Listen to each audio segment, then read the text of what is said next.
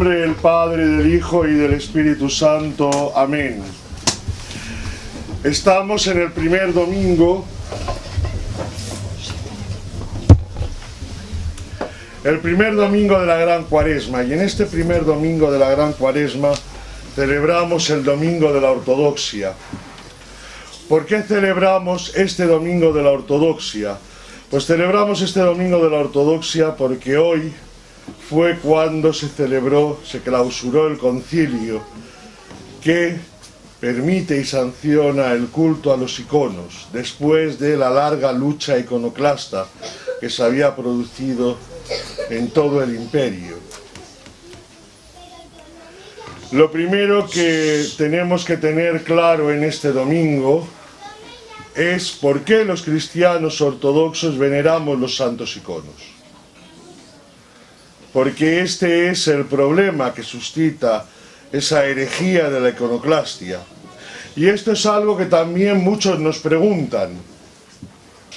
Si en el Antiguo Testamento prohíbe la fabricación de imágenes, ¿cómo que los cristianos ortodoxos veneramos iconos?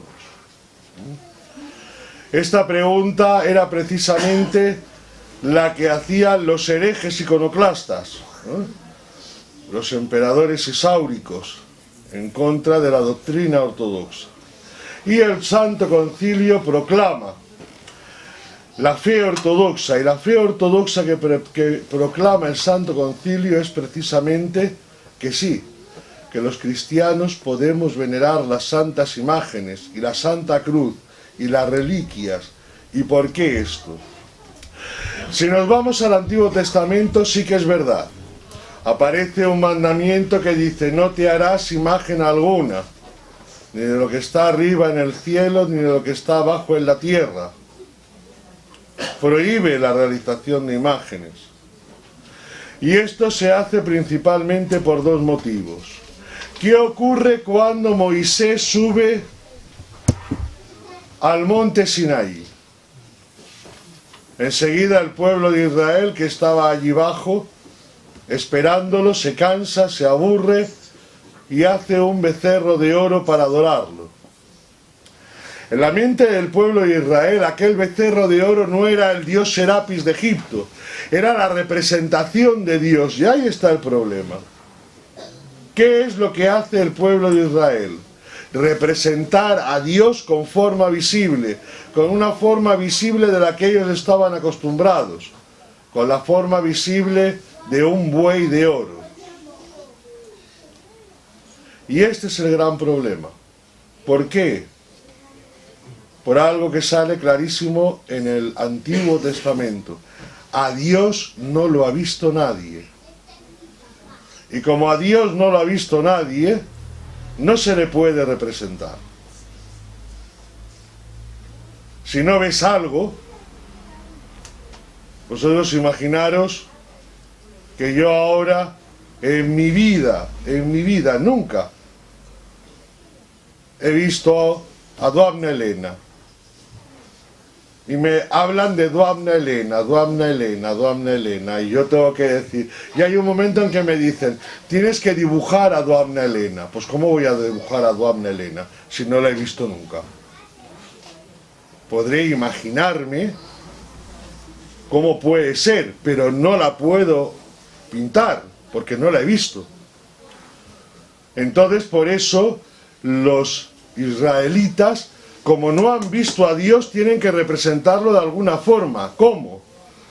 Como un becerro de oro. Y esto es lo que prohíbe. ¿Cómo se manifiesta Dios en el Antiguo Testamento? Dios en el Antiguo Testamento se manifiesta, acordaos, a Moisés. ¿Cómo ve Moisés a Dios? El fuego que arde en la zarza. ¿Cómo acompaña Dios al pueblo de Israel? La nube que va delante de ellos. Pero no lo pueden representar, no lo han visto. Y sin embargo, en el Antiguo Testamento hay dos cosas que nos llaman mucho la atención. La primera, Dios manda que encima del arca se pongan dos querubines.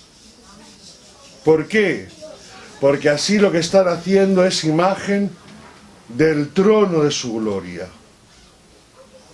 Dios se sienta sobre los querubines. Y allí en el templo de Jerusalén, en el santuario, en el arca de la alianza, Dios se sentaba entre los hombres. Y luego hay otra cosa todavía que nos llama más la atención. Cuando los egipcios empiezan a protestar y a quejarse en medio del desierto, estamos hartos de las codornices, estamos hartos del maná, estamos hartos de ir por el desierto, estamos hartos de Dios. Y entonces Dios manda la plaga de las serpientes, que pican a los israelitas y mueren en el desierto. Y cuando el pueblo de Israel pide perdón y se arrepiente, cuando el pueblo de Israel comprende lo injusto que ha sido quejándose ante Dios, entonces Dios le dice a Moisés: haz una serpiente de bronce, ponla en un palo en medio del campamento, y todos aquellos que miren a la serpiente de bronce quedarán curados. Entonces, ¿en qué quedamos? ¿Se pueden hacer imágenes o no se pueden hacer imágenes? Claro. Aquí está la pedagogía de Dios, que es distinta a la pedagogía del hombre. ¿Qué hace Dios? Dios lo que hace es, en el Antiguo Testamento, prefigurar la salvación. ¿Quiénes son los verdaderos israelitas mordidos por la serpiente? Todos los hombres mordidos por el pecado. Y Cristo es la imagen que representa esa serpiente.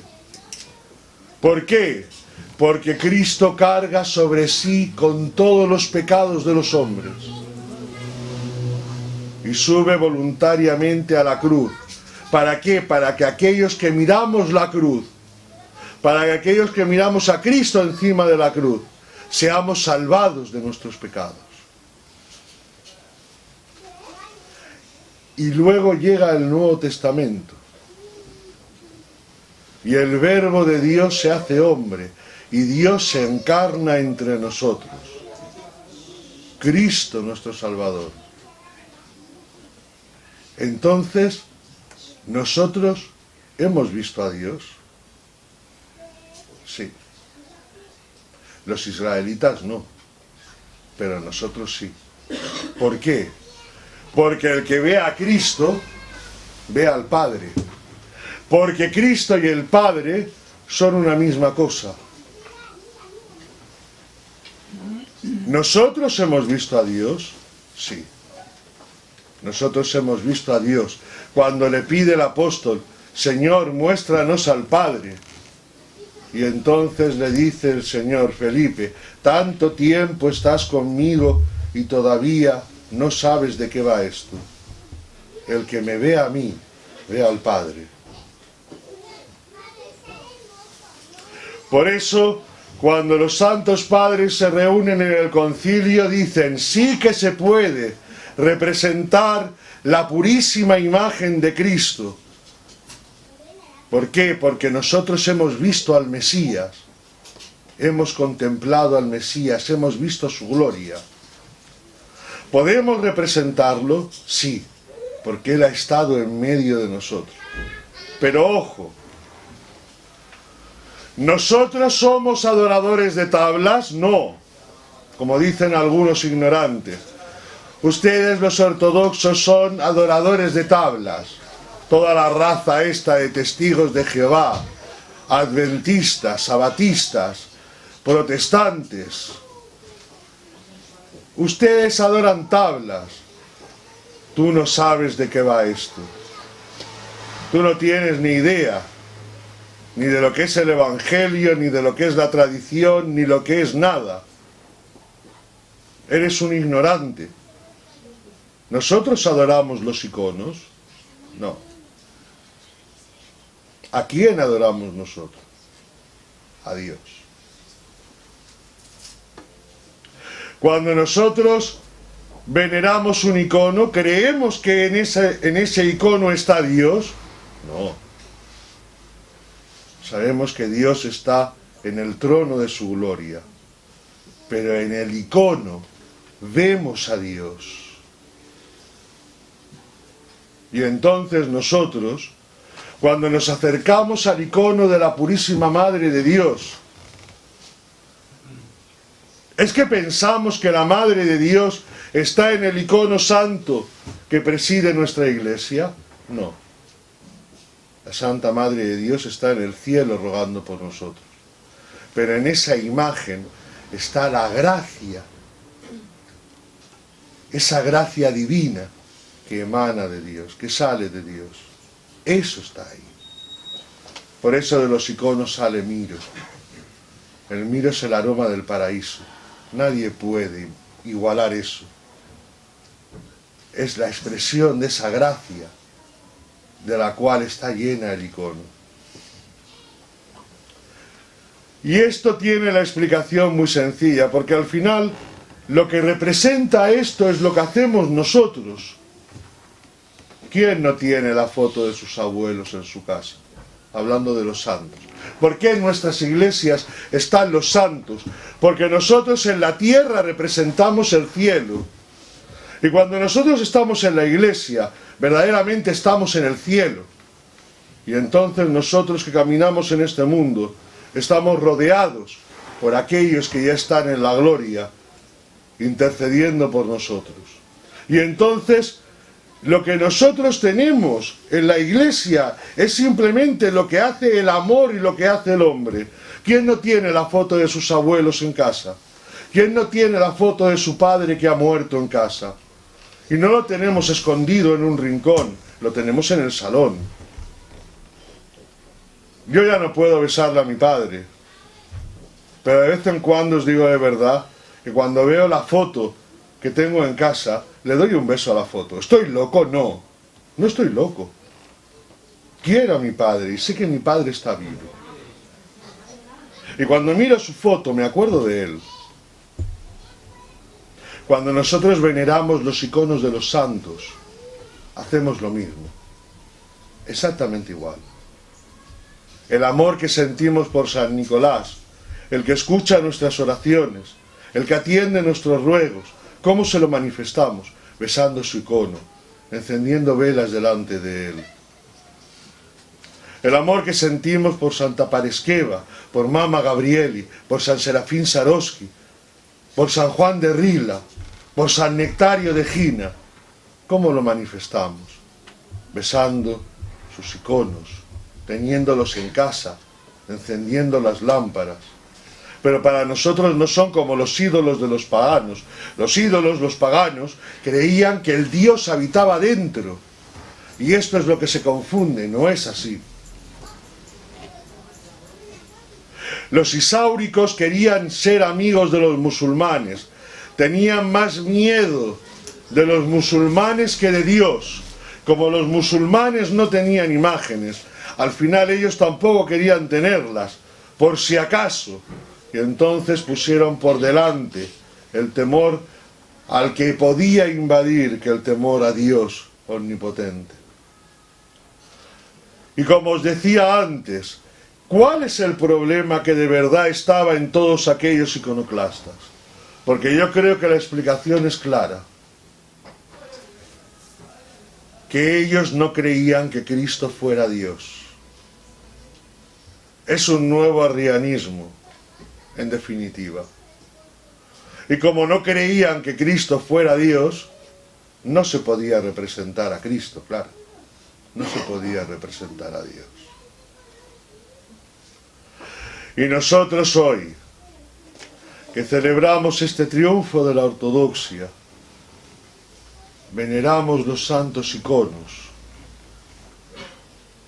Veneramos el icono de Cristo. Veneramos el icono de su Purísima Madre. Veneramos la santa, preciosa y edificante cruz. Y veneramos los iconos de los santos, sus reliquias. Porque creemos firmemente que en ellos nos encontramos con Dios. Y los tenemos en nuestras casas. Y no nos avergüenza cuando entran en la casa y lo primero que se ve es el icono. Y los ponemos en medio de los caminos. Y los ponemos en las iglesias. Y los llevamos con nosotros. ¿Por qué?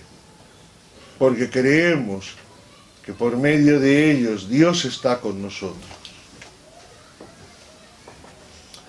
Y hoy celebramos que triunfa esa fe ortodoxa sobre el error y sobre la herejía. Y no creamos que esto son cosas del pasado. Nosotros, hoy como ortodoxos, tenemos que luchar también por mantener nuestra santa fe ortodoxa. Y esto es algo que tenemos que tener claro.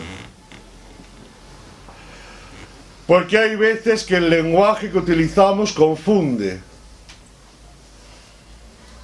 Y no es por triunfalismo. Hay veces que, mira, la humildad está para cuando está, pero en otros casos, aquí la humildad no sirve. Ni el ser buenos. Anoche una política decía, es más difícil ser justo que ser bueno. Porque hay veces que para ser buenos nos evitamos los problemas, los conflictos, el qué dirán, y esto cuando afecta a la fe es peligroso. Si celebramos hoy el triunfo de la ortodoxia es porque celebramos el triunfo de la verdad sobre el error y sobre la mentira. Y el peor error y la peor mentira es la herejía, porque la herejía nos separa de Dios. Y esto lo hemos de decir claro, para que todo el mundo lo sepa, y no es por soberbia. Ayer en la Vechernia decíamos que es que hay gente mejor que nosotros, claro que sí. No habrá sacerdotes y gente por ahí muchísimo mejor que nosotros, y mejor que yo. Pero hemos de tener clara una cosa. Creemos en una santa iglesia católica y apostólica. Y creemos que nuestra fe es la verdadera, que se ha conservado el depósito de la fe íntegro en la santa fe ortodoxa, que no ha habido ni rasgo ni error en lo que creemos. Creemos en lo que creían los apóstoles, creemos en lo que creía San Juan Crisóstomo, creemos en lo que creía San Basilio, creemos en lo que creía San Gregorio Nacianceno. Esa es nuestra fe. Creemos en lo que creía San Gregorio Palamás y creemos en lo que han creído los santos, San Nicolás, San Espiridón, defensores de la fe ortodoxa en Nicea. Esa es nuestra fe. Esa es la fe ortodoxa. Si yo ahora me pusiera a hablar con San Basilio, no habría diferencia en nuestra fe. Eso es lo que nos tiene que dar seguridad. Pero es que fuera de la iglesia solamente hay oscuridad. Y eso también lo hemos de tener claro. ¿Cuántas iglesias hay? Una. Y esa iglesia es la ortodoxa. ¿Podemos llamar a los católicos iglesia? No. ¿Podemos llamar a los protestantes iglesia? No. No son iglesias, porque si les llamamos iglesias, estamos admitiendo que hay muchas iglesias. Y solamente hay una iglesia. Y esa iglesia es la iglesia de Cristo. Y esa iglesia es la ortodoxa. Y los demás, Dios sabrá. Yo no me voy a poner a juzgarlos. No quiero caer en ese error. Pero Dios es el que juzga. Y el que está en el error y no quiere ver la luz es un ciego.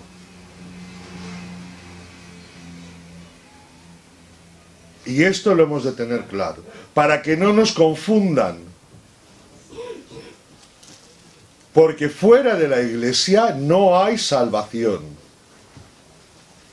Y si decimos lo contrario, nos estamos riendo de los santos. y nos estamos riendo de los apóstoles. Nos estamos riendo de los esfuerzos de San Germán de Alaska, que se va allí a los aleutianos, en Alaska, en medio del desierto. ¿A qué? A llevarles el Evangelio. ¿Y por qué les va a llevar el Evangelio? ¿Por gusto? ¿Por hacer un paseo? No, porque sin el Evangelio no hay salvación. ¿Y qué pasa con San Nicolás del Japón? ¿A qué se va allí a Japón? ¿A qué? A comer sushi. Les va a llevar el Evangelio. ¿Por qué? Porque sin Evangelio no hay salvación. ¿Y a qué fue San Andrés a Rumanía? A llevar la luz a los dacios. ¿Y a qué subió San Andrés luego hasta Kiev? A llevar la luz a aquellas tierras. Y los santos Cirilo y Metodio, ¿por qué se encierran a traducir las Escrituras? Para convertir a los pueblos eslavos. ¿Por qué? Porque fuera de la Iglesia no hay salvación. Sin bautismo no hay salvación. Por eso, tantos y tantos santos, los apóstoles, fueron desde el oriente hasta el occidente. Santo Tomás en la India, Santiago en Hispania. ¿Para qué? Para llevar el mensaje salvador de Cristo. Y esto, queridos hijos, nuestros santos jerarcas y los sacerdotes lo olvidan. ¿Por qué? Porque si no habría más misioneros en España anunciando la verdadera fe de Cristo. Porque había más misioneros en Francia anunciando la verdadera fe de Cristo y en Inglaterra, y no somos conscientes. No, porque es el gran problema de la ortodoxia, que en el siglo XIX se convierte en algo nacionalista, el filetismo. Ese es el gran problema de la ortodoxia. Podría pasar ayer, como contábamos, y había gente que se asombraba. Los rumanos conocéis a San Antim Ibirineanul, ¿verdad que lo conocéis? ¿Sabéis lo que hizo? Hasta ese momento en Rumanía se rezaba en eslavo. No habían textos rumanos, se leía en eslavo. Y entonces San Antim tradujo los textos eslavos al rumano, conservando la letra eslava, pero ya estaban en rumano. ¿Sabéis de dónde era San Antim? De Georgia. ¿Qué hacía un obispo georgiano en Rumanía? ¿Os lo imagináis ahora?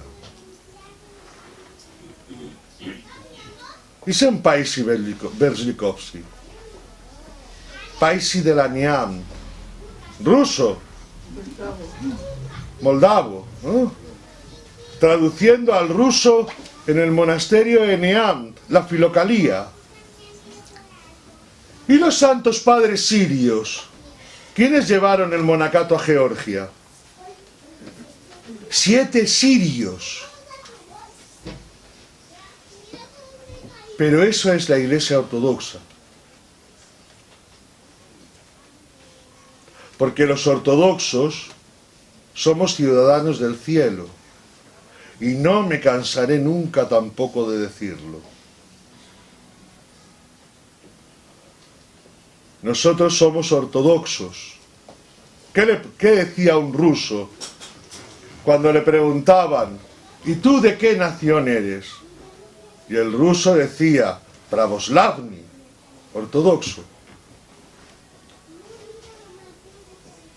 Y eso se nos olvida.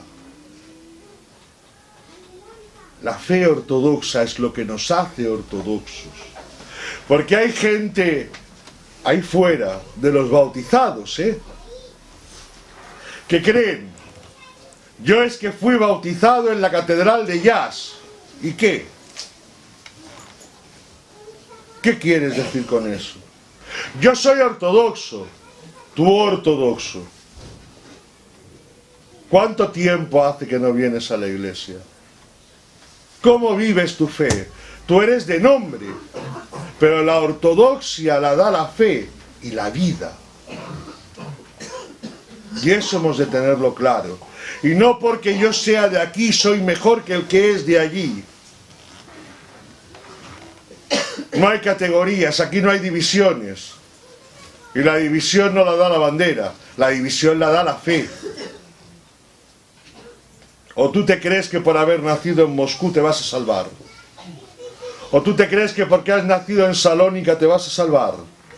¿O tú te crees que porque has nacido en Tbilisi te vas a salvar? No, te salvará tu fe.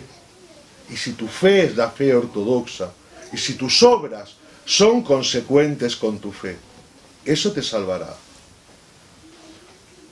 Y uno no puede decir, nosotros somos los mejores ortodoxos, o nosotros somos los ortodoxos. No, hijo, mira, ortodoxos hay japoneses, ortodoxos hay en Alaska, en Estados Unidos, en España, en Rumanía, en Moldavia, en Grecia, en Alemania, en Inglaterra, en África, negros como la noche, del Patriarcado de Alejandría, obispos, sacerdotes. Qué bien ha comprendido esto el Patriarcado de Alejandría. Y envió allí a los misioneros, monjes del Monte Athos. Y ahora la ortodoxia florece, pero aquí es una hipocresía por lo que decíamos antes. Y no nos podemos callar. Es una hipocresía. No, porque ¿qué van a decir los católicos? Pues nada, los católicos están en el error. Y ya tendremos que mirar para anunciarles, porque si no les anunciamos la fe ortodoxa, se quedarán en el error y será responsabilidad nuestra, porque esto que estamos viviendo, el que haya llegado la ortodoxia a España, y haya tantos rumanos, y haya tantos rusos, y haya tantos ucranianos, y haya tantos georgianos, ¿qué pasa? Que la gente no se convierte a la ortodoxia, porque a lo mejor nuestra vida no es tan ortodoxa como nos creemos. Cuando vemos a los ricos en la televisión pensamos, yo quiero ser como él. Y quiero tener el coche, quiero tener la casa, quiero tener las mujeres que él tiene. Tendría que ser eso. ¿Y esta familia qué pasa con ella? Es que son ortodoxos, qué bien se llevan. El marido cómo quiere a la mujer, y la mujer cómo quiere al marido. No se oye una voz más alta que otra. Los hijos qué educados que son, qué buenos. Te ven por la calle y te saludan. Los niños te ayudan a llevar la bolsa si te ven cargada.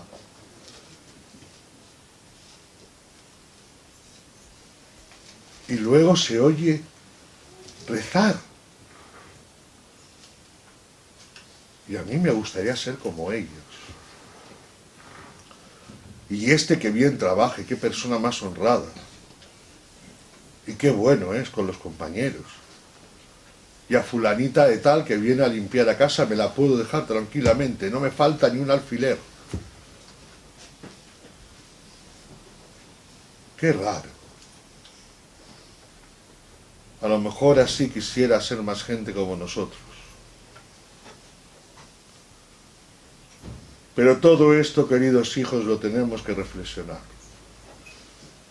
Todo esto lo tenemos que reflexionar y lo tenemos que vivir. Hoy es el triunfo de la ortodoxia. Hoy la fe ortodoxa triunfó sobre el error. Pero recordamos también la sangre de los mártires. Tenemos aquí dos iconos.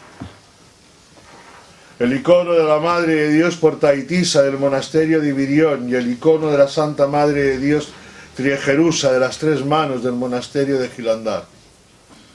Mirar, San Juan Damasceno, el emperador le dijo, si sigues escribiendo a favor de los iconos te cortaré tu mano. Y le cortó la mano derecha para que no pudiera seguir escribiendo.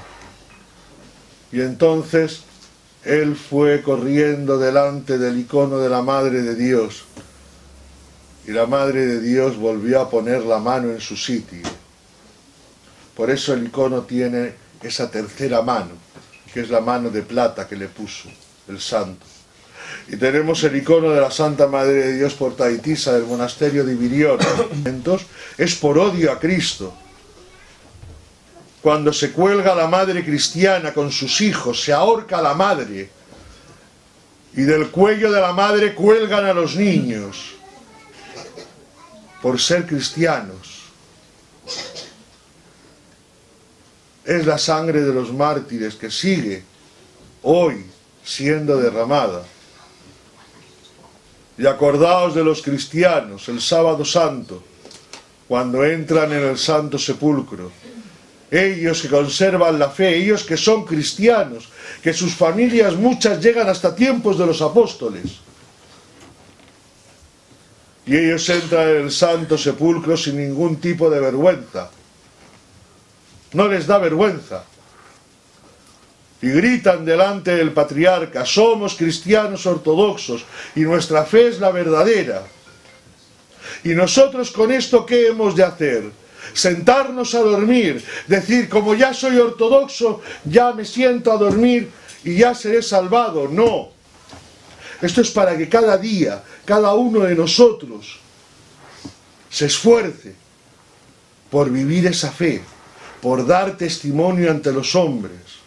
Esto es lo que tenemos que hacer. Este es el triunfo de la ortodoxia en cada uno de nosotros. Esta es la fe que profesamos.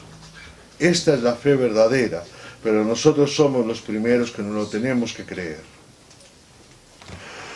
Queridos hijos, pidamos al Señor que ilumine a aquellos que están en el error. Pidamos por tantas y tantas personas que conocemos, para que Él les dé el regalo de la fe verdadera y que los guarde siempre. Pidamos por los que persiguen la fe verdadera, la fe ortodoxa.